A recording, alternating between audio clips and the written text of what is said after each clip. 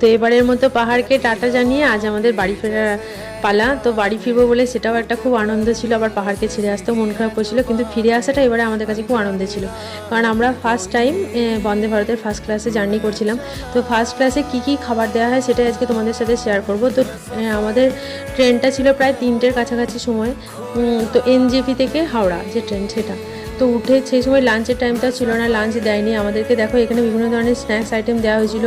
এখানে dry fruits mix ছিল, একটা চিড়ে ভাজা ছিল, একটা গুটকা কচুরি, আর জুস দিয়েছিল, আর মাখানা দিয়েছিল, আর টি আর কফি অপশনাল ছিল যে যেটা খাবে। তো আমরা জুসও খেয়েছি, আবার চাও খেয়েছি। মানে শরীর খুব টায়ার্ড লাগছিলো, আর সেইভাবে আমরা লাঞ্চ কোথাও করিনি।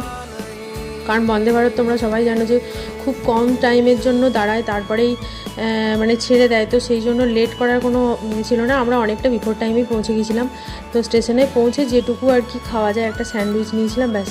তারপরে কোকো পেপার দিয়েছিল যেটা, সেটা নিয়ে বেশ কিছুক্ষণ খেললো, কারণ ওর টাইম কাটানোটা একটু মুশকিল হয়ে যায়।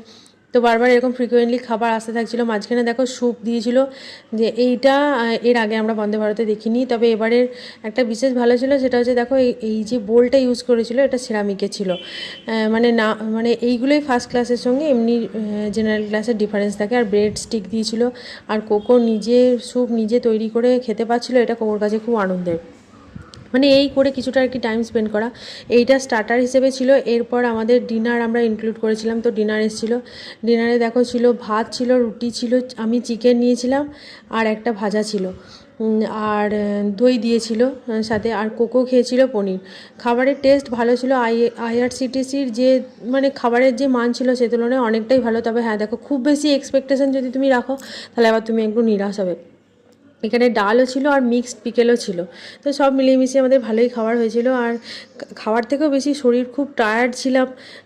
তো রাত্রে গিয়ে বাড়িতে ঘুমাতে পারবো এটা ভেবে খুব আনন্দ লাগছিলো। তারপরে আবার আইসক্রিমও দিয়ে গিয়েছিলো সবার শেষে। তো এটার একটা ফুল ভিডিও আমার চ্যানেলে আছে, অবশ্যই ভিজিট করে দেখে নিও, খুব ভালো লাগবে।